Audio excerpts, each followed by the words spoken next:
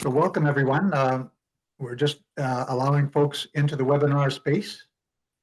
And the invitation is there for you to check in on the chat. Tell us who you are and where you're from. We'd love to know. And I'm talking to you from the east coast of Canada, from Nova Scotia. So let me know where you are.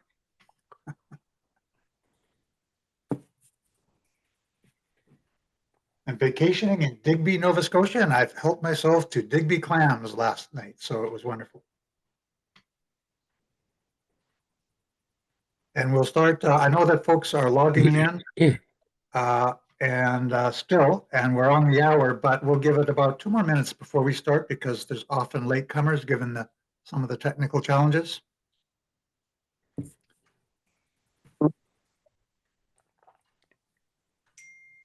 And I've just clicked a note so that for everyone's notice, we are recording this session. So just so you know.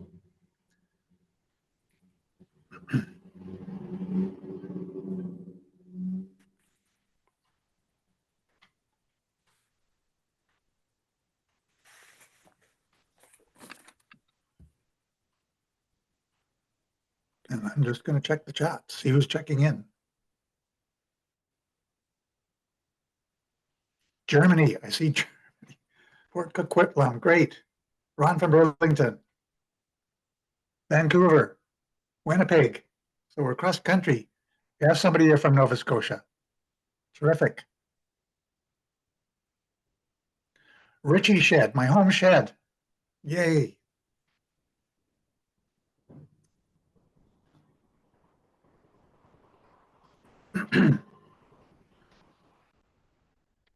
Okay, it's about a minute after, and how many we have? Well, we have 80. We're up to 89. Maybe I'll just give another 30 seconds because we gained about 30 in the last minute. So welcome, everyone. Great to see you here. Manitoba, Penticton.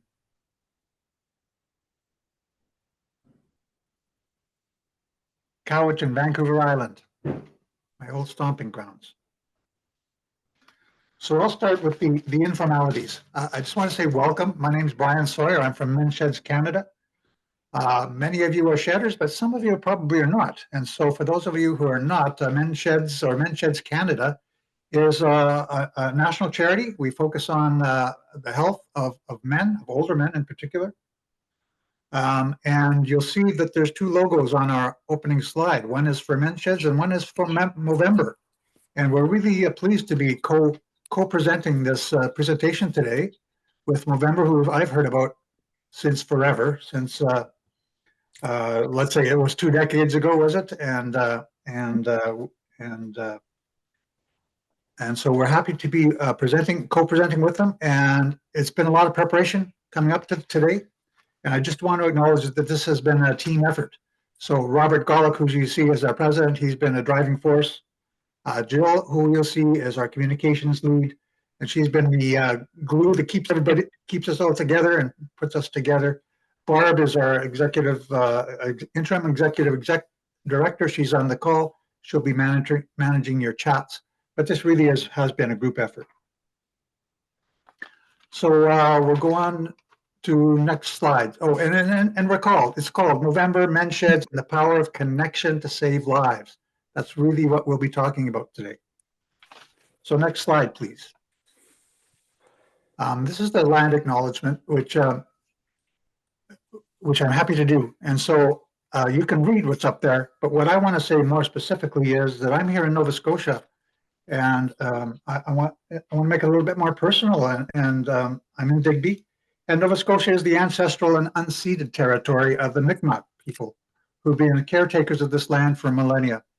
And I read on a plaque the other day, Mi'kmaq worldviews and ways of life are grounded in a culture that honors interdependence, reciprocity, and gratitude. And if those are values I can really identify. And there's a lot of alignment there with Men's Sheds that I can see. Next slide, please. Some important details. So you can see us, but we can't see you, and we can't hear you. When you want to communicate with us, it'll have to be through the chat. The microphones will be muted. You won't, as I say, we won't hear you. So use the chat. There will be an opportunity for Q&A at the end. So we'll open it up a little bit more then. The session is being recorded, so if you missed something or your friends couldn't make it, they'll have an opportunity to see it. And if you want closed captioning, there's a show captions button, and you can select English. Next slide, please. So here's an overview. I'm going to do a few introductory remarks. Then Robert will do a welcome. Movember, then Todd will speak more about the background and the movement, the Movember movement. And Dr. Jan Oliffe will talk about the research of the report that we're going to talk about today. And Jan Skora, who's one of our famous shedders, men's shedders in Ontario, and is just wrapping up a really important community project. Jan will speak about his experience in an urban area. There are many men's sheds across the country. Some are urban, some are rural. John has a very interesting perspective, and then we'll do the QA and a wrap up. So next slide, please. What I want to make note of is, and these are the three gentlemen that we'll be featuring, or the three gentlemen. Today is September 7th. It is International Suicide Prevention Day.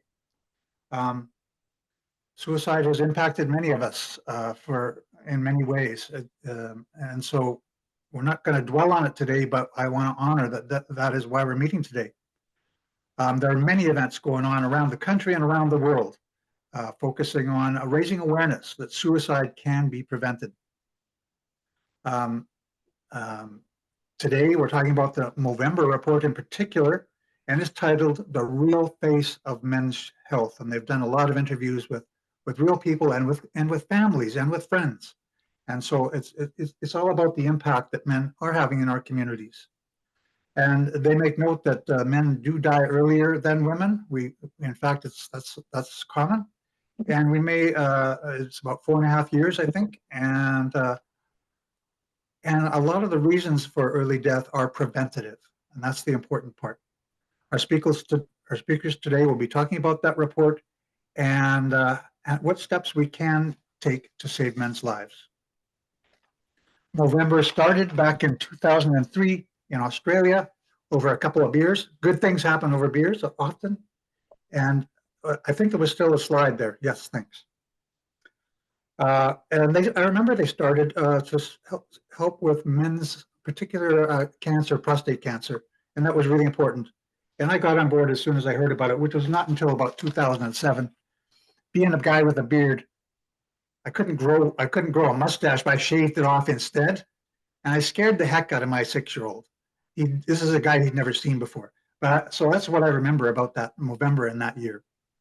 And now they started from, a few guys with a good idea. I think it was 30 guys with a good idea in their first year. Now they have 1,320 projects around the world. An amazing fact. And as it turns out, men's sheds also started in Australia. They started about 10 years earlier than that. And they started with some men getting together who didn't typically join into a program. Seniors, older men, didn't typically join into programs. So I think it was a woman, the program leader said, why the heck don't you guys go out in the shed and do something? Or something to that effect. And that's how the first men's shed started about 30 years ago. And it is all about guys getting together, talking to each other, the companionship, the being productive. They started to make things and they kept going. So there's now like 3,000 sheds across Canada, across the world. In Canada, we got 165, and we're working on it. We're hoping to build a lot more. The shed movement is growing fast, and it's all about getting together for companionship, and then wonderful things happen. Some sheds are small; they got a dozen guys. They meet every week like a second family, and some sheds grow huge. They really give back to their communities. So it's whatever the guys have an inclination to do, but we're a big movement and we're growing.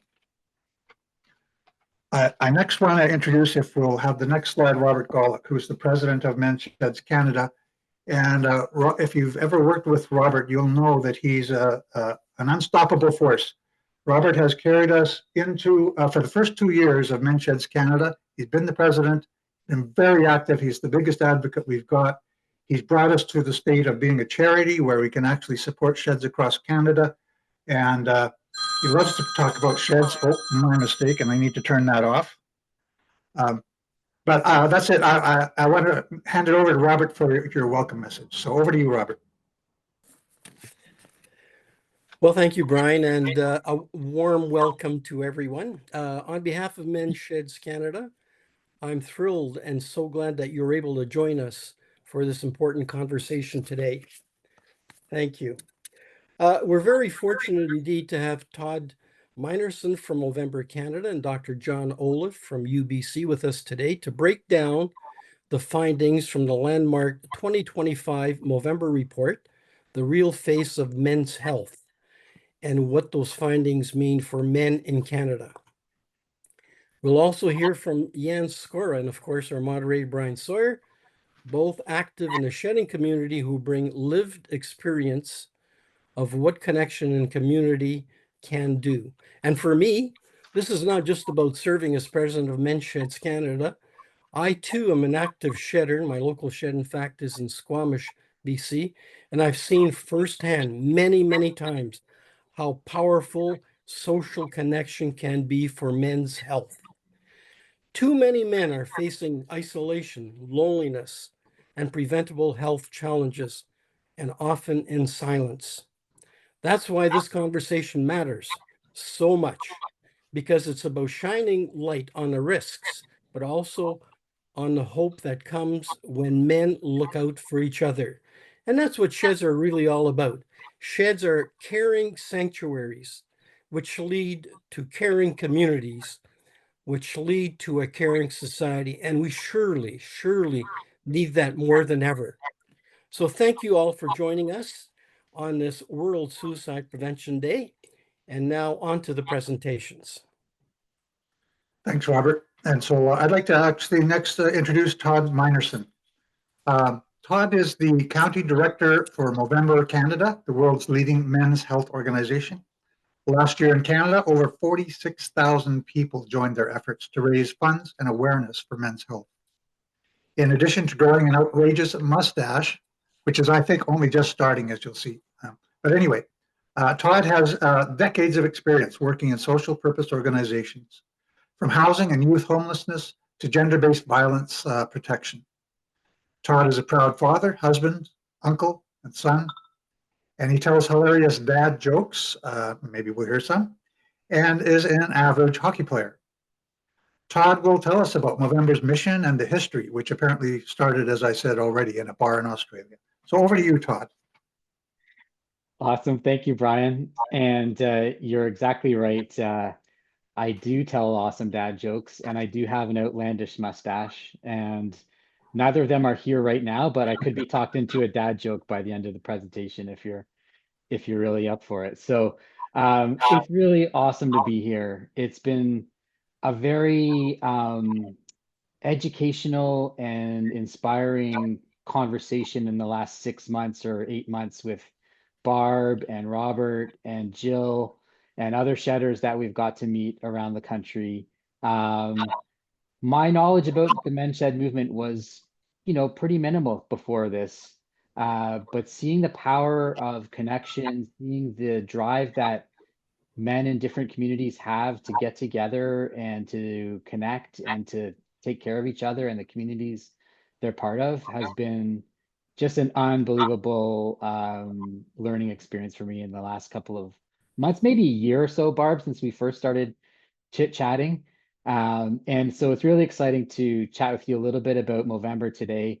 And I'm also very excited to have John, my friend John Oliffe here, who's one of the co-authors of our Real Face of Men's Health report. And I'm going to really leave it to John to share some of the important information in that.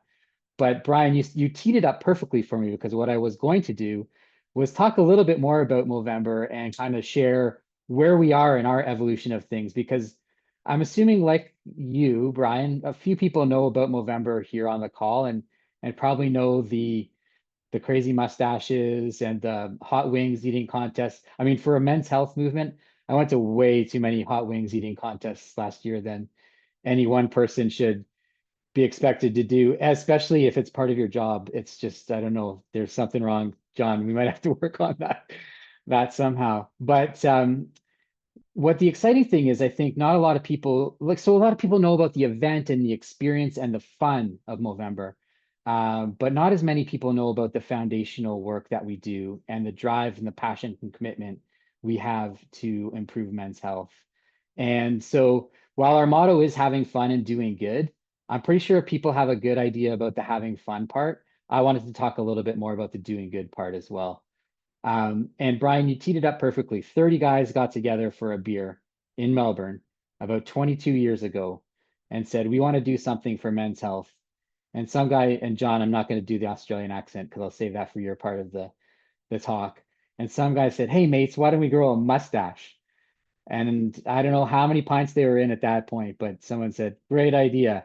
And the next thing you know, these 30 guys shaved it off on November 1st, grew a mustache for a month, raised about $40,000 from just bugging their friends for money, took the check, could not find somebody to take the check. They said they wanted to work on men's health in Australia. They could not find an organization to take the check. They eventually landed, as you pointed out, Brian, with prostate cancer, the Prostate Cancer Foundation in Australia. And the prostate cancer folks said, hey, thanks, that's hilarious, guys. Really appreciate the support. Hope you have a good life. And they said, no, wait a minute. We're not done. We're just getting started. And, now we are 22, 23 years, depending on how you do the math, into the Movember movement. We have raised over $1.4 billion for men's health around the world in that time. As you mentioned, Brian, about 1,300 men's health projects and research initiatives around the world, including close to 300 here in Canada. And in fact, a few of them connected to the Men's Sheds movement. One in Quebec called Omzatu in particular was probably the most recent Men's Shed project that we funded in Canada. And, very much aligned with the kind of concerns that you folks have around men's well-being and men's health and connection and all of those great things. And, for a long time, it was that prostate cancer focus. And here in Canada, the Movember community has contributed about $107 million to prostate cancer research in that time frame, second only to the federal government and their contributions to that kind of research. And I guess it would be about 8 or 9 years ago that we said to ourselves, well, if we're really committed to helping men live longer, healthier, happier lives, that we need to look at some of the other things that are really impacting men as well. And at that point, when we asked that question, we did introduce the concept of mental health and suicide prevention to our work. And I'm really also honored to recognize that today is World Suicide Prevention Day, particularly a men's issue with 3 out of every 4 suicides that are completed on this planet being completed by men. So something that we have to think about from what's going on with men. And thankfully, folks like John have dedicated their lives to helping us understand that question and making progress on that tragedy. So yeah, about 8 or 9 years ago, we added mental health and suicide prevention. We also work on testicular cancer because, close to prostates. And if you really want jokes, have me in April during Testicular Cancer Awareness Month, and we could do a full hour of testicle jokes. But I'm not feeling ballsy enough today for that. So we'll leave it at. Sorry, Jill. I saw you almost dropped your jaw there, but this is what you get when you ask me on a webinar. And an interesting thing happened a couple years ago, right? It's our 20th anniversary, and our board of directors, which is a global board of directors, 300,000 people around the world participate, almost 50,000 here in Canada. And our board of directors said to us, guys, this isn't going to be a birthday cake and balloons 20th anniversary. I hope you know that. It's actually going to be, let's ask the hard question about what the next 20 years of men's health needs from this movement that we've built around the world. And if the question is, how do we help men live longer, healthier, happier lives? What's the answer? And the answer is more than just prostate, testicular cancer, mental health, and suicide prevention. And we had a really interesting almost year of dialogue and consultation and working with experts. And there's a couple of ways that we could have tackled that question about how to help men live longer lives. And one of them, my team doesn't love it when I call it this, but oh well, they're not here, is one of the routes was maybe like the disease collection route. Like, what are all the diseases that are impacting us, and how do we work on them? So diabetes, heart and stroke. If you start to go down those routes, you look at all kinds of other cancers as well. You have to then think about societal causes and demographic issues like poverty or race or incarceration or violence or risky jobs. And it just seemed two things to us. It seemed like there were a lot of people doing that work already, and there was no way that we could have a transformative impact if we kind of went that disease collection route. So we pivoted and took another look and said, instead of adding up all the things that are causing men to live shorter lives, why don't we look at the causes behind some of that stuff, and what can we do about it? And that led us to some really, really important understandings about men's health. First of all, nobody thinks it's a problem. So our first strategic goal became, how do we raise the profile of men's health? Second, men are generally not great at taking care of our own health. So how do we work on educating men on the risks, on prevention, on improving men's health literacy? And that became our second kind of call to action. Our third call to action was, even when men are trying to take care of their health, the systems aren't necessarily working for them. And so how do we work on gender responsive health approaches that really do understand the unique needs that men have and the challenges that they bring? One of the most difficult statistics for me is kind of busting down this idea that men don't seek help, because we know, in fact, that most men who do end up committing suicide have tried to get help in the past, and for some reason it hasn't worked for them. So there's a real need to understand lessons learned from feminist and women's health movements and other places to understand how to make health systems more responsive to unique needs of different populations, including men. And another realization came out of this, a couple more, and then I'm going to hand it over to John, who's going to tell you what we learned most recently in this. But a couple of other realizations came out of this work. One, not all men are experiencing health equally as well. So health equity had to be a big focus of our work moving ahead. And for those kinds of reasons, we looked at, accelerating our investment, for example, in Indigenous men's health, where we know so many, terrible outcomes are currently taking place for Indigenous men and their health. Where we also looked at hard questions like, why are men in rural communities or Black men, having very different and very much worse outcomes when it comes to prostate cancer? So health equity had to be a big part of that question. And then the last thing we kind of woke up to in this exploration was, we're not going to change it just one mustache at a time, one follicle at a time, as we say around here, because there are systems and behaviors and social norms and stigmas and stereotypes that are all contributing to this as well. And that was something that we then had to introduce into our work. So thinking about policy, thinking about funding, thinking about capacity of research sectors and other places has become a really interesting focal point of a lot of the work that we're thinking about at Movember. All the while doing this, doubling down on our prostate cancer and mental health understandings, refining how we feel like we can do the work, and kind of trying to make that difference so that men are living longer lives, and the people who care about us are also having better health outcomes as well. So that's a little bit how we got to where we are today. It's not simply just like, go eat some hot wings, grow a stupid mustache, and dust your hands off, and we'll see you next fall. It's a year-round, full-time effort to improve men's health. It is a movement, much like the Men's Shed movement, where we really need to harness people, not just for the fundraising, but the awareness and the behavior change and the speaking to politicians.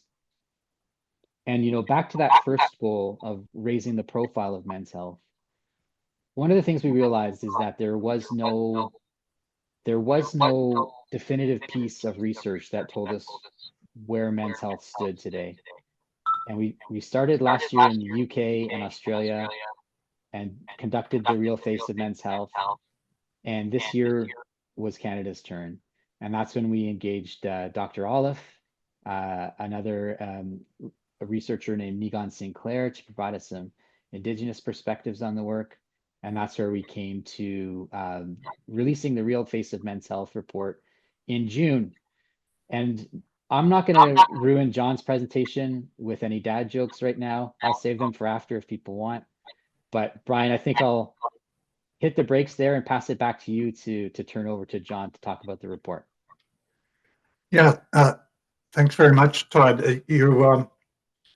I know the question's got to wait till the end, but I've written down a lot here, and I want you to think about when you talk about living longer lives, and that's quantity of life.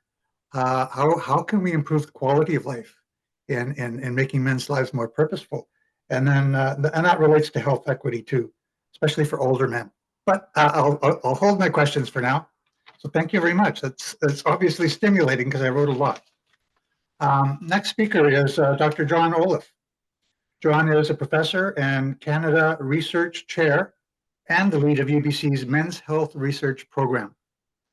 His brief presentation today, he says it's going to be brief, focuses on some key points from the recent Movember report that was released for Canada, and which he was the co-author. So I'll just hand it over to you, John. Go ahead. Yeah, great. Thank you, Brian. Thanks, Todd. Always eloquent, always great to be involved, and I really appreciate the opportunity to have a bit of a yap today. This men's health report, it's kind of important because we've never had one before, and so when Movember commissioned this, and we were delighted to be part of writing this report, it's new territory. We've never really brought the whole field together. It's been in silos for many, many years, and we'll talk a little bit about that as I go today. Just to say, it's 122 pages, and I'm not going to talk about everything that's in there, but I strongly encourage you to have a look at this report. It is cutting edge. It combines some lovely moments around empirical data for what we know about Canadian men and some things about what we don't know and what we might want to challenge in the future and guide us about our asks of government and also the things that are on the ground, such as men's sheds. So I'm going to touch on a couple of key points. We've already had a bit of an intro to them, so thank you for that. And just to elaborate, a tiny little bit, it is true that guys in Canada are dying about 4.5 years earlier than women. I don't actually think that's the major issue. I think what's the major issue is that we've got 44% of us are dying before the age of 75. And by definition, that's premature. So it's interesting when you look at the reasons why guys are dying earlier, they all look preventable, at least to me. Cancers, cardiovascular disease, accidents, including unintentional injuries, suicide, and chronic lower respiratory diseases. So these are all things that we can make a difference in terms of thinking about how we might see a clinician earlier on with some symptoms, or how we might promote our health so as to stave off some of these things that are absolutely preventable or delayable. So to get us a longer, better quality of life as well. It's interesting, if you think about it, the healthcare system's kind of set up. It sells us, pills and surgeries for problems. So in many ways, we're indoctrinated into a system that tells us to act on our problems. Lifestyle change stuff, we talk about it all the time that we should eat the right things, we should be exercising more. It's tougher to build into our lives, and there might be for a whole host of reasons. Some of the things that Todd mentions, inequities. So a lot of subgroups of men might not have access to particular healthcare systems or services, and also, lifestyle changes, some things around, good food, nutrition, those sorts of things, and exercise. So it's an interesting sort of landscape. Canada, I just would say, has got the richest history in health promotion I often say we invented it. I do believe that to be the truth. If you go back to the Ottawa Charter in 1986, we were talking about inequities in Canada and social determinants of health way back in the day. And so it's 40 some years since those JGAB reports, and really super interesting. We're still working very hard towards that. I think some of the context that we might want to think about, there is a reticence, and it's interesting in the report, there's a lovely chapter that talks about men's engagement with primary health care. And even for young blokes like this fella, between 18 and 24, sort of saying this reticence to be involved with the healthcare system, and uncertainty, a lack of familiarity. And again, not to do a comparison, but many women are brought into healthcare systems by way of reproductive health. And we don't really have that calling card for guys. And so there's often a reticence about, well, if I haven't got a problem, I'm not necessarily going to show up in healthcare and looking for healthcare services. So just a shout out, because that context prevails for a lot of young blokes. Don, Yeah. sorry to interrupt you. Do you mind just popping out to full screen view? How's that? There you go. Yeah. Okay, perfect. Thank you.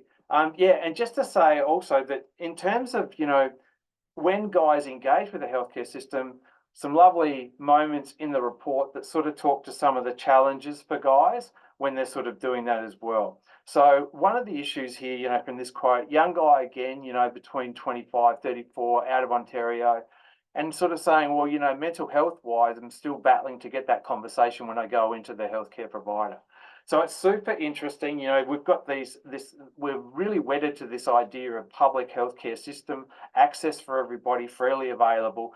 But then you've got these spots where the challenges are, even if you get into services, about how you interact with services. And we know that guys, many guys battle for a whole host of different reasons that we can talk about a little bit, to just say that, when they get there, they're not necessarily guaranteed of getting the help that they need. It's a staggering statistic that 60% of the men in Canada who suicide have been in healthcare in the 12 months prior to their death.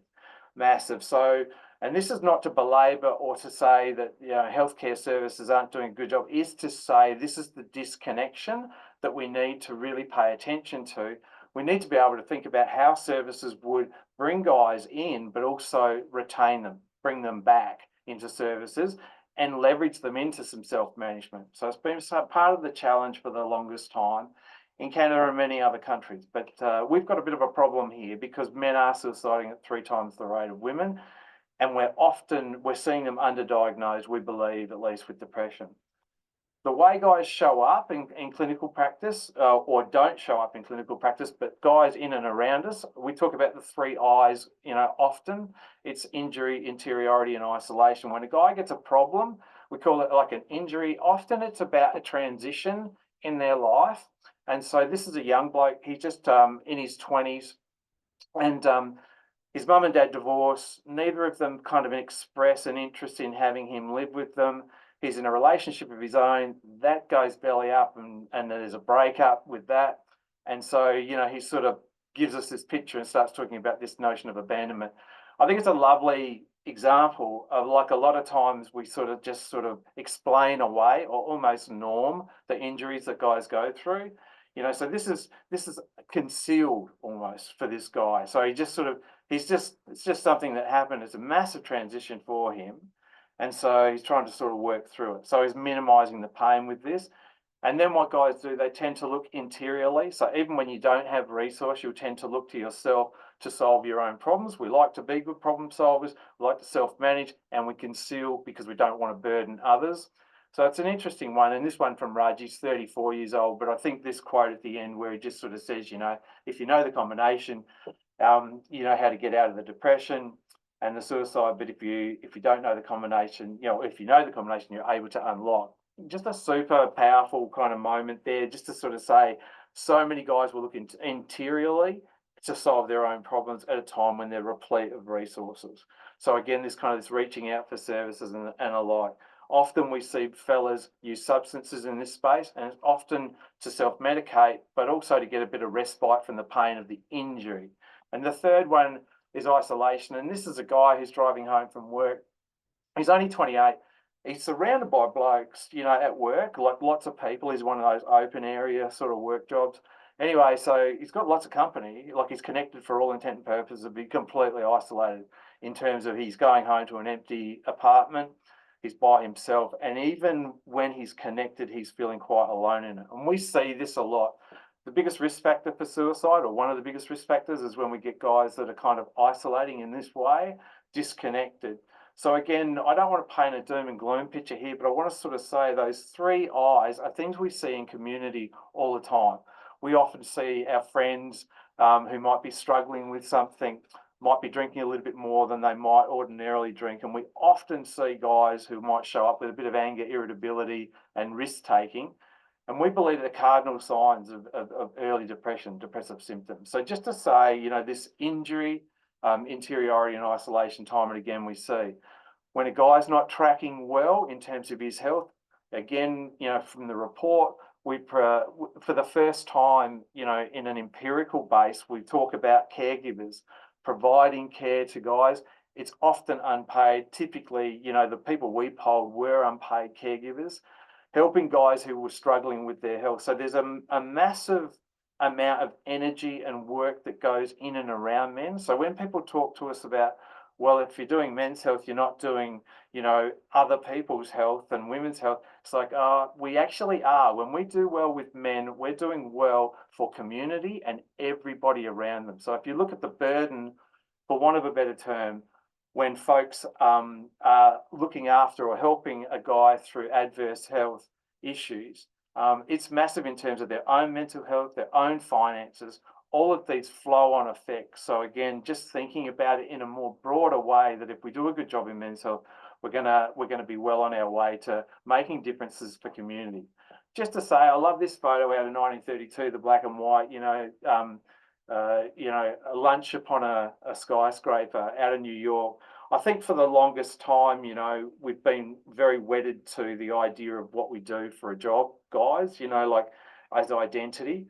It's a super interesting time. You know, they did a reenactment here, you know, in the UK in the middle twos. I think it was 2010, 14, something like that. And it's just a great reminder. Like, we've got the harnesses and the helmets now, but there's still these connections to work. And I think it's super interesting when you think about how we might want to do community-based health with guys. So I just give you a couple of examples and tail out.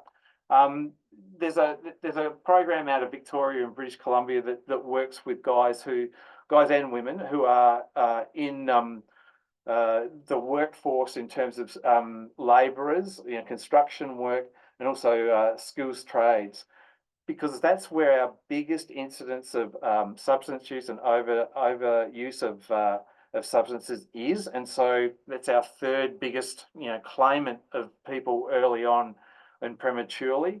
So again, they're doing some great work within the industry to sort of help with guys, to sort of help them work through some of the mental health challenges and establish issues around, you know, substance use. So again, often we've thought about hospitals as the place where guys should go to get help, but increasingly there's some pressure and some really good resources to that point that can help guys that are in and around the industries where they are dominating. So the Forge is one that I'd mention. Out of UBC, again, sorry to be so West Coast here, but just to say, the Veterans Transition Program out of UBC. So we lose so many more guys to suicide when they come home from active service than what we lose overseas and on deployment. So set up a program here that's called the Veterans Transition Program. It's run by Marv Westwood and co. And they do a great job of bringing guys into a group and helping them through that reacclimatization to civilian life. So another transition, another injury where guys often look interiorly, and this is a kind of a help program within it. They don't call it counselling psychology, but it is. They just call it Veterans Transition Program. So the names of things, the way we talk about things is super important too, so as to make it a welcoming environment. They do such a great job. They appeal to camaraderie. So the idea that sometimes they would recruit by saying, hey, you don't have a problem, you know, you seem to be tracking really well, but there's some guys at the group that could really do with a hand, brings guys into that space. It's really clever and it appeals to their, you know, their camaraderie, this very the military kind of code. So again, just to shout that one out. And of course, you know, I know that folks on the call, many of you, you know, have got you know, some great experience with the men's sheds. You know, it was way back in 2013 when we were funded by Movember for the Men's Suicide Network, Men's Suicide Prevention Network in Canada, that one of there was 6 things that they invested in with us, and one of them was the men's shed. So we had a little bit of a start there. I would just say to you, never underestimate the value of what you do in terms of the process and the product, and just to say that we hear time and again from guys when they go to a shed, they have routine. It kind of gives them purpose. They get shoulder to shoulder. They have conversations. There's no pressure on the talk. They're able to connect. You know, it just brings them together. And it's a lovely reminder that we've known for a very long time that guys do well by doing. Far be it from me to, you know, suggest that there's any silver lining on COVID, but post-COVID, I'd just say that we value community now more than ever. There is a turn back to community and public and health promotion, especially in Canada, really important. So, you know, these are flagship programs, super important to bring people back into community. We know guys do really well when they can connect and have a sense of belonging and inclusion. And so again, such an important piece of work. And we've got lots of examples of men's sheds and different types of community-based programs that are in the report as well. So we highlight your work and many other programs.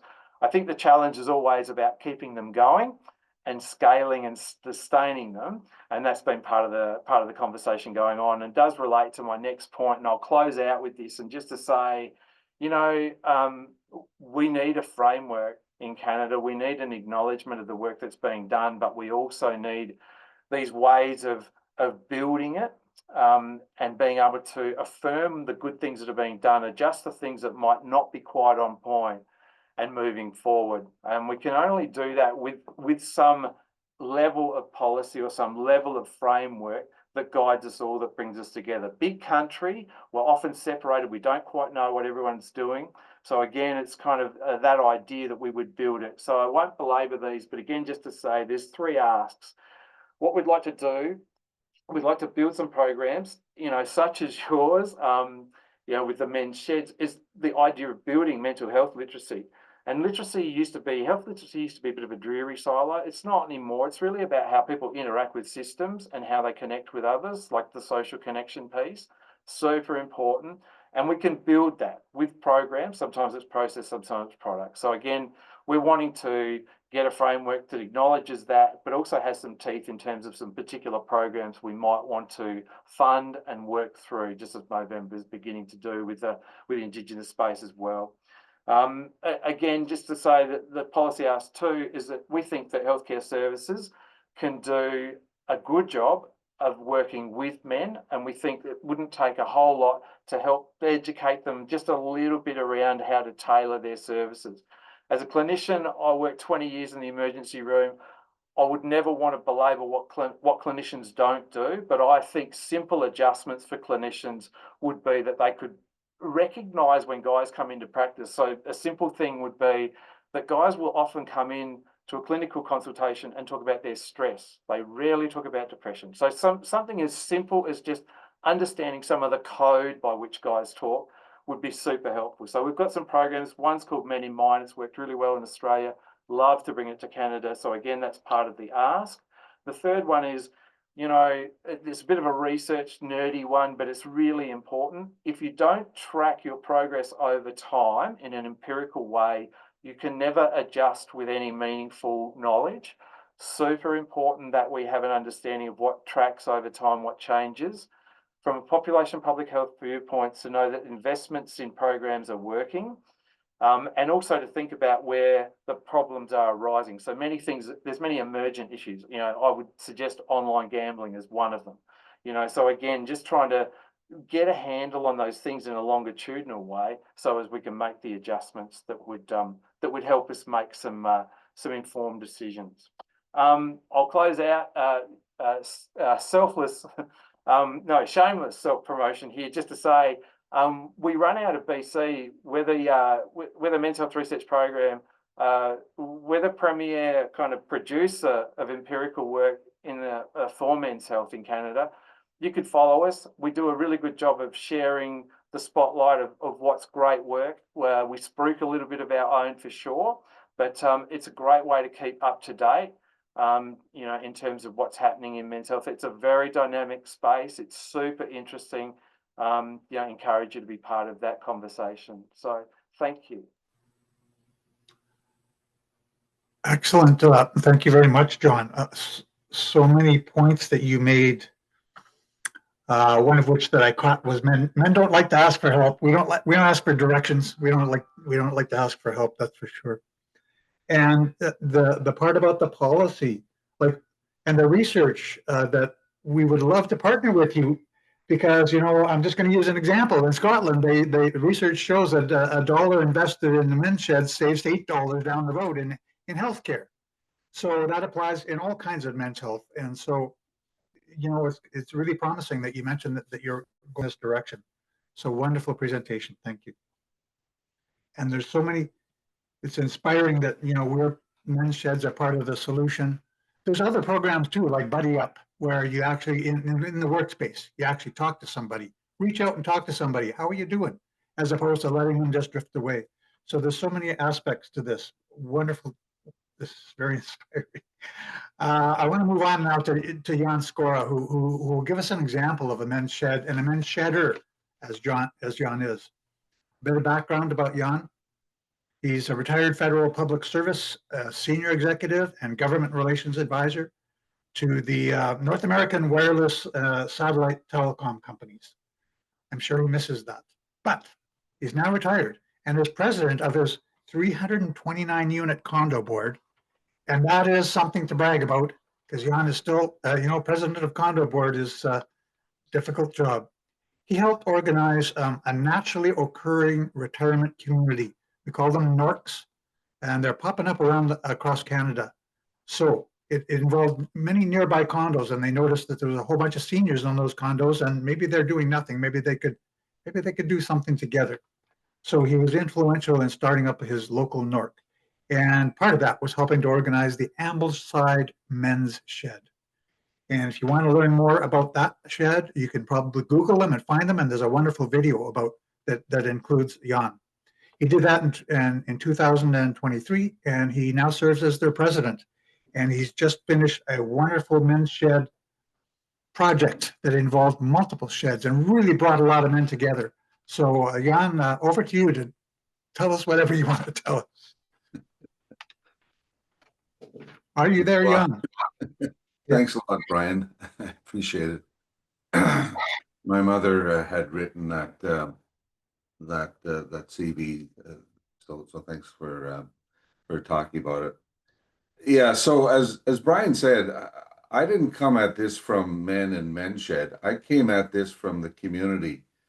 I'd gone through a process of taking care of my dear mother for many years as she went downhill. And I said, there's got to be a better way.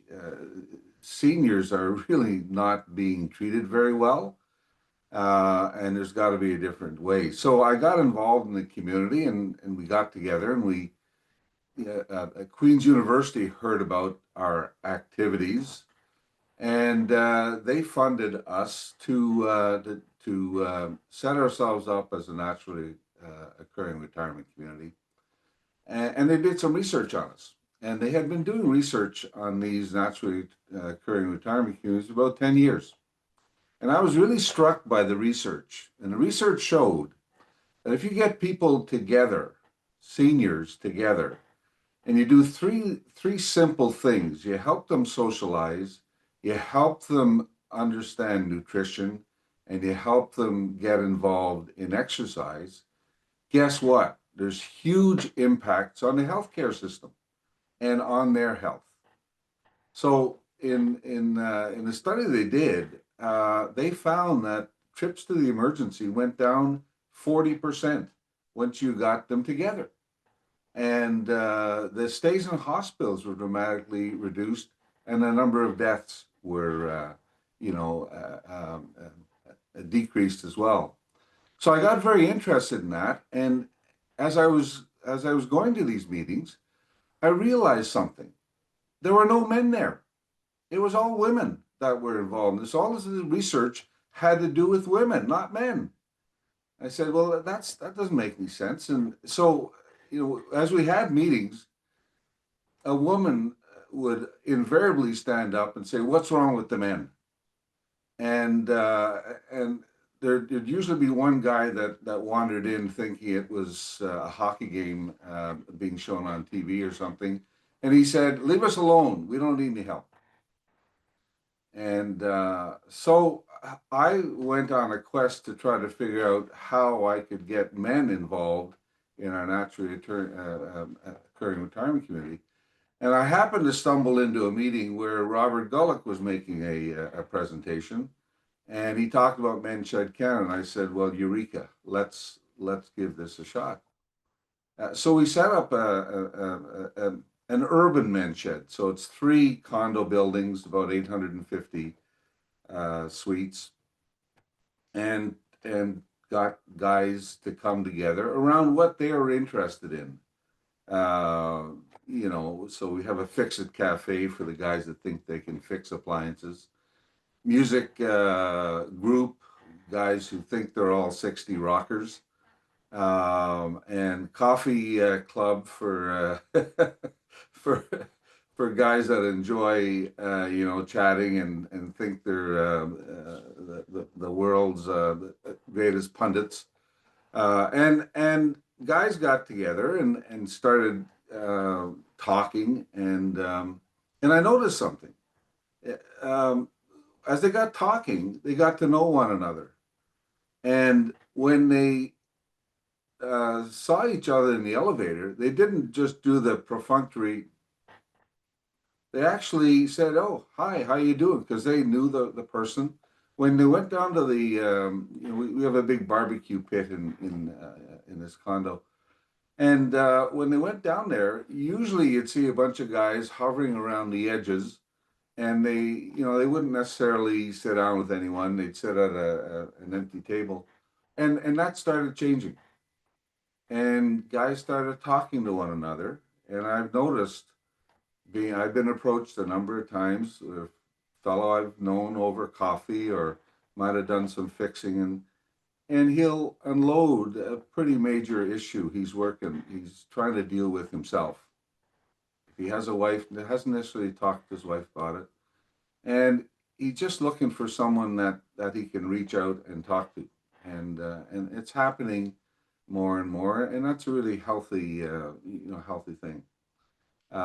So we've, and the other thing I've found is that these guys who are solitary and were not involved in the community very much now are.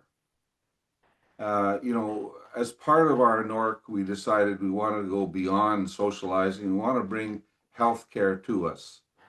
So we were able to find paramedics, a doctor and a nurse and a pharmacist, and they came once a month to our building and provided healthcare services. Because as you know, over 20% of the Canadian population do not have access to doctors. It's much greater if you think of people that don't have access to doctors in their own communities, or take 6 or 8 weeks to get an appointment. And so we started setting up these healthcare clinics, these wellness clinics, and the guys were starting to get involved when previously they would not necessarily step up. We got involved with the Ottawa Heart Institute, and they have a program to check heart valves, because over 20% of us are walking around with heart valve issues that we're not, that are undiagnosed. And they started getting involved, and more men who, men wouldn't necessarily step up and get tested.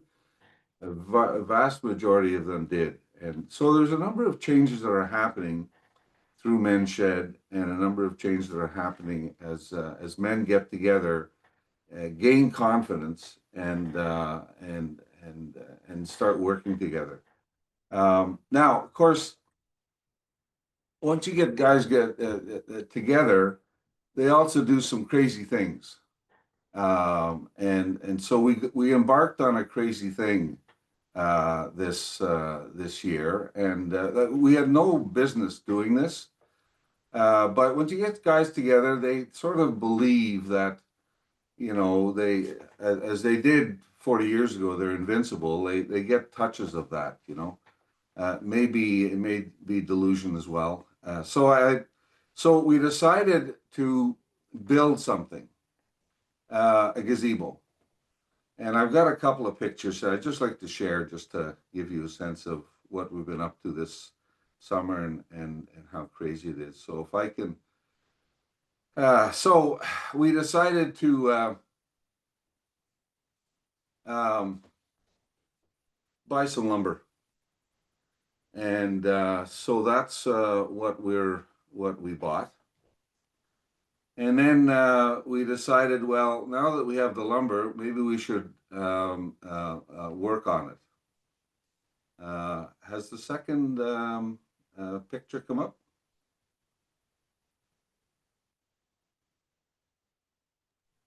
Not No. yet. We're just seeing the lumber. Okay, just seeing the lumber. All right, Yeah. let me go back to, okay, I'll stop sharing that one and I will start sharing this one. Yeah, so we started doing a bit of work and started trying to figure out how we could actually work on the lumber.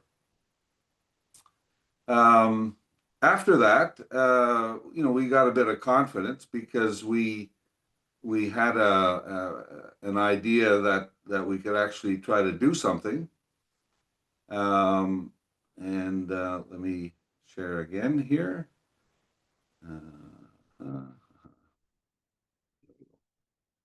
As you can see, there were actually some skills that were being developed.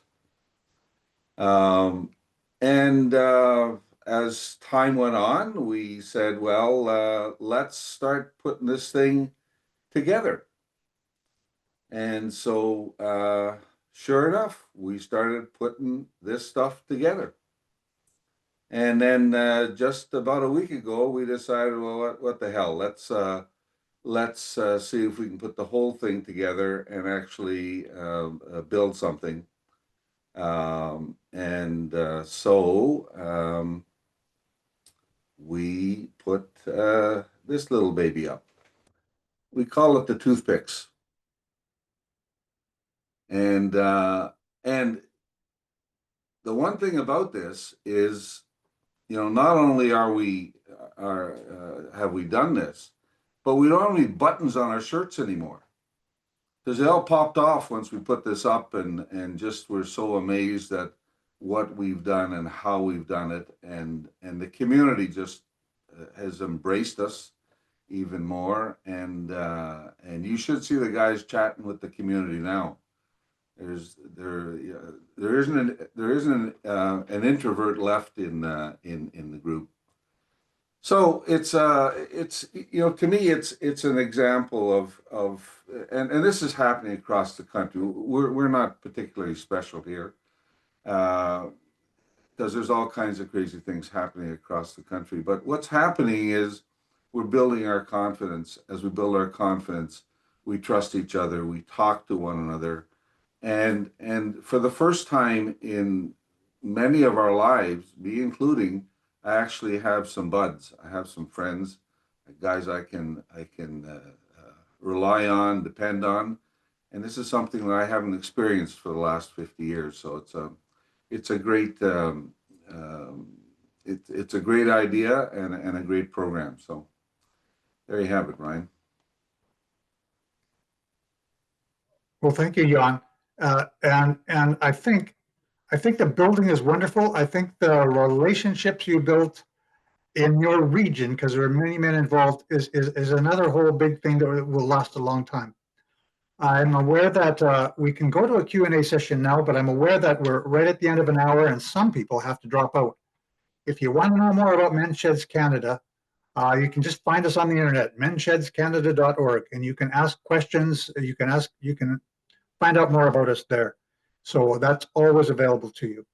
And there's the website, and we have lots of information about sheds, about the history of sheds, the 165 we have across Canada, all like Jan's shed, doing wonderful things. And so you can find out lots about us. But now that we've said that, for you, I hope folks can stick around for a little while to ask some questions. And I know I had some, but I'll give the floor to some questions that were put into the chat. I don't know if we answered those, Barb? No, there's one from Camille, who's been very patiently waiting for a long time, that John is going to answer. He's actually got two questions. So John, over to you. How can we transition old men, aged and isolated, to elders, young in heart, and active mentors is the first one. Right. So yeah, so I think language is really important. So the reference to old men, we tend not to use it. You know, in most of the ways that we talk about blokes, you know, who might be in this, you know, 5th, 6th, 7th, 8th decade, tends to be older, or else seniors was used for a little while. So I think there's an interesting transition piece around, you know, acknowledging the wisdom that's in those age groups, and also the reciprocity. So I often talk to people about intergenerational kind of learning and mentorship, and the sheds is an interesting one for this. You know, I think while it might attract, you know, maybe older men, and I don't know this for sure, you're far more wise than I about, you know, exactly what demographics you're getting. There's a lovely example of the Dudes Club where they're actually attracting Indigenous men, and they were getting young men, and the young men were actually bringing the older men into the groups. So I think it's a great reminder. There's a reciprocity that's really important between younger and older guys about, you know, sharing things that you know. So, you know, while some of us might know how to change a dimmer, you know, for example, we might not be so good at rerouting the modem at home for the internet, and there's a reciprocity there in how we connect with younger and older generations. I'm not sure if I've entirely answered the question there, but just to say, I think we could think more creatively about a reciprocity within and across generations of men. I think we've got a lot to share with each other. Great answer, John. Could I also add in my perspective that it's how we act as elders. We can either act as elderly or we act as elders, and it's two different approaches. That we have the power to be, you know, to act like elders and to mentor younger men if they want it, and to represent something that we are proud of. So I think that's a part of Men's Shed, is that we are proud of who we are. We regain a purpose, and we become elders, whether we invite that or not. If we take that approach, that we respect each other, then the younger men often just turn right around. That's what they were looking for. They're looking for some elders in their communities. So that's my perspective. Thanks. And John, Catherine's second question was about stand-up comedy for mental health. And do you know about it? Have you found it significantly successful for people with major ongoing depression? Right, so I have heard of it. And so, you know, I'm all for humor. I think humor can be really, really good. I think if it is a gateway to getting the deeper conversations, terrific. You know, if we're sort of cause driven and able to sort of leverage it, I think it can be really great. There's always risks, you know, with whatever route you go, but those ones are often wrapped up in fundraising and an opportunity to connect over a shared interest in, you know, the stand-ups that are today, who are often, there's a kind of a movement in comedy at the moment too. The stand-up stuff often involves audience, you know, in a way of bringing them into conversations. Quite interesting. So again, it's just to say, yep, absolutely. As a fundraiser, it can be great. You know, I think if it gets us into deeper level conversation, fantastic. And that we understand that the process is one about engaging maybe some of the harder topics or some of the less traversed conversations, then I think it can be really useful. Empirically, I don't know necessarily that it's been evaluated in a way that we could say, hey, this is really working for a lot of guys. Oftentimes these things are about the proof is in how many people show up and how many people keep coming back, for what works for them. So there's never going to be a one size fits all, but there is going to be a portion that are going to gravitate towards something like that, and it gives them a reason to connect. So I'm all for things that are getting us into a deeper space for conversation. Thanks, John. There's a couple of others in the Q&A. One is, how do you approach conversations with men who may have suicidal tendencies? I see Todd's got his hand up, but I'll just answer this briefly. Just to say, suicidal thoughts. So if you think about suicide and suicidality, the suicidal thoughts, there's plans, and there's attempts. Suicidal thoughts are quite common in men, and they scare us. And so if you are to ask the question about how you're doing and get guys to elaborate and get to some things that might be going on for them, oftentimes we stayed off that conversation for fear of triggering, for want of a way better term than triggering. And the opposite is true. We know that if you can get a conversation to help someone unpack some of those thoughts, then it's really, really key. It's not your problem to solve. However, in a way, we're able to get a conversation that might say, previously what's worked for you, and start to get them to reframe the thoughts about kind of remedy. So in a way that they might be able to act on their own resources in a way that would help them. But also, this idea of even dropping in third person and going, I had a mate who really suffered with this, and he was talking to me about this, and he did this. And it's the art of suggestion.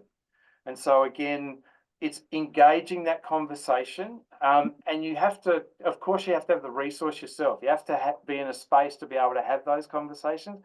Just recognize that it's not going to push that person in a self-harm direction. It's actually going to open up a really important conversation, not yours to fix, but yours to guide and gently mentor in. So that's what I would suggest. Yeah. And can I build on that, John? Like, there's that is so perfect for description there. But we know a lot of people feel very afraid to have those conversations, very alone in it.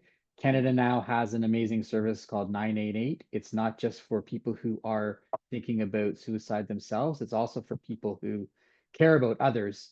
So if you have somebody in your life and you don't know what to do, 988, they will get back to you within minutes. They can help you identify resources in the area, techniques for conversation, help you with some of the fears and questions that you might have. And you don't even have to be the person who's directly impacted. So really encourage you to take advantage of that resource if you are engaging with somebody who you may be really concerned about.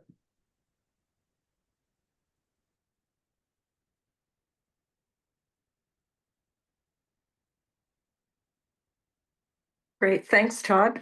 We've got a lot more questions all of a sudden coming in. I thought we'd be able to wrap it up at a few minutes after the hour. Brian, what do you think? There's a few in the chat, but there's also more that have come in the Q&A.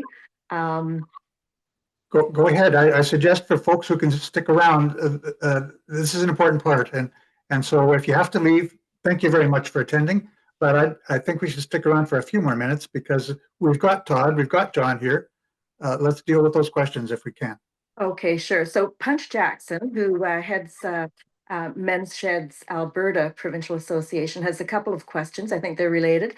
He's asking, how can we in Men's Sheds best use the study, the Movember Report, I'm assuming, and also what roles do you see for Men's Sheds in working towards a health policy? So I think, Todd, those are for you.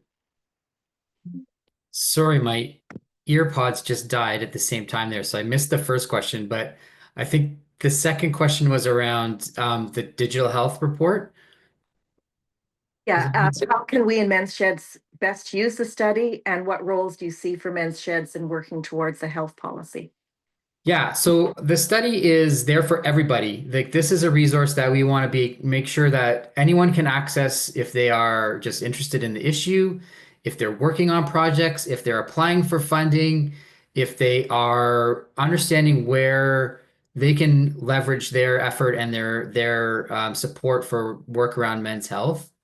The way we get to policy change is not by doing it alone. That's for sure.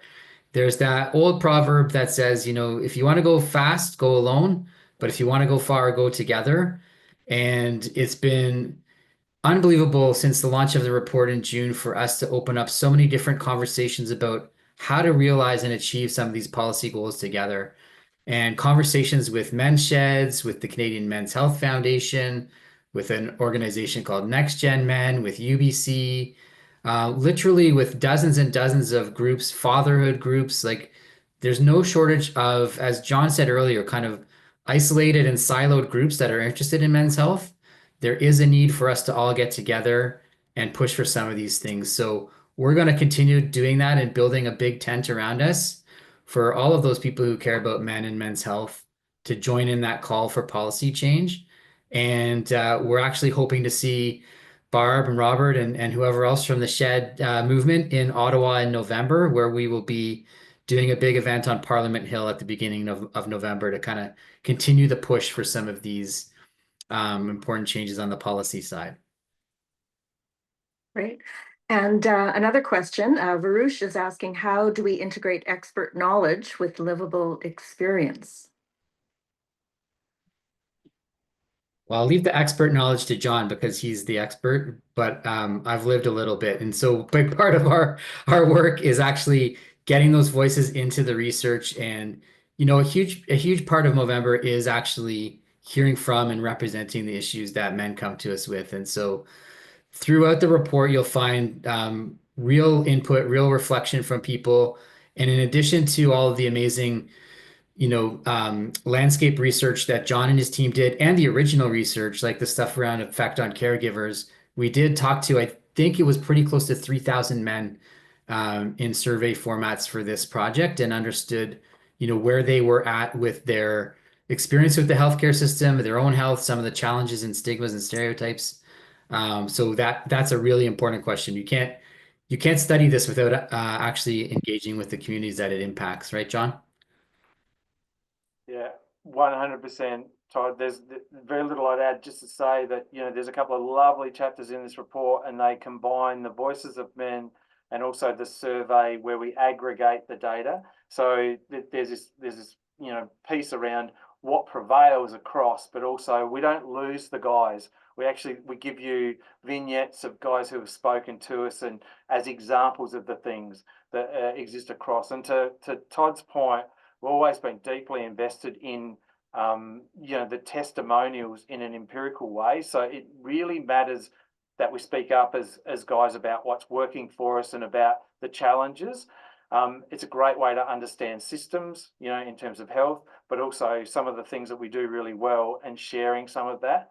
So we've been very, very keyed to that over many years. And I think I would love to think that those two things are always coming together. And I know that when we ask for policy change or policy, even a framework, those voices are massively important. They speak in ways that big data doesn't always capture. So just to say. Great. Now I'm going to go to the chat box. There's a couple questions there. David in Ontario is wondering about how, and this is for you, John, how real is Dr. Angelica Ferreira's concept of man keeping, and how impactful is it on men's mental health? It's good to say I'm not familiar with that. So it's not something I've read. So I probably can't, offer an opinion on it. It sounds interesting. I'll certainly take a look, but perhaps there's some wisdom that can be shared if people do know what this particular one is about. I'm not sure. And David's second question is, how concerned should we be as middle-aged or older men over the Movember report from Melbourne by Fisher, Rice, and Seidel called Young Men's Health in a Digital World? Well, just to say, I think the report is great. I think it's a really important moment for thinking about, when the world is changing and things are unpacking, about how we might want to understand human experience within that. And so I think it's a very nuanced report. I think it's well worth a read.